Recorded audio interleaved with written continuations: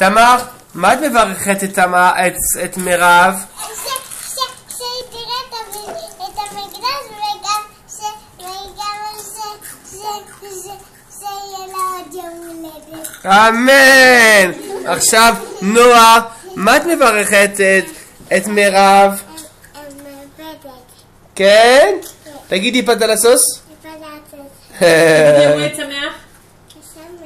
אוללה, אתה רוצה להגיד משהו? איזה יד חמה יש לך. אמא, מה את מברכת את תמר, את מירב? דוד. כן, מירב היא שלי המתוקה.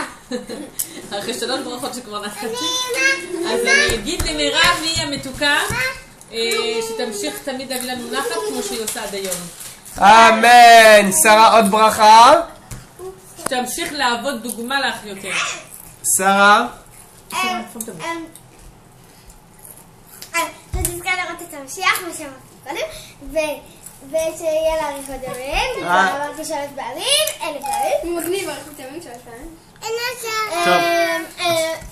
תצחצח שיניים. כן. כל הזמן, והיא מתוקה מאוד, ותקשיב לאבא כל הזמן, ולאמא, ויהיה לה שיעור בבית טובים, ושתקשיב למורה, ושתעזור למורה, ושמזל טוב.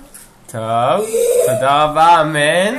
עכשיו, מירב, מה את רוצה שיהיה לך השנה הבאה בעזרת השם? מה את מאחלת לעצמך שיהיה בעזרת השם? לא שנה הבאה, השנה הזאת, עוד יום, מחר שנעבור דירה לבית ענק.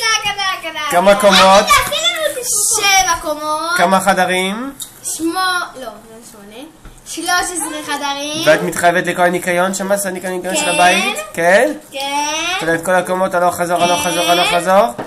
כן? ותקומי בבוקר מוקדם להסעה? כן. ומה עוד? מה את רוצה שיהיה השנה? וגם מה את רוצה שיהיה השנה? וגם שיעבור בית המקדש. אמן. ושיעבור המשיח. אמן. שיעבור תחילת המתים. אמן. שיעבור הגאולה. אמן. ושכל עמך ישראל יהיו בריאים מוסלמים. אמן. התינוק שיש בבטן שלי, מה שזה בן ברור. אמן. אמן. יפה. עכשיו נתן אני מברך. תברך צדיק? מילה אחת אפילו? מילה בלי שאנחנו נצלם אותך, רק לשמוע אותך.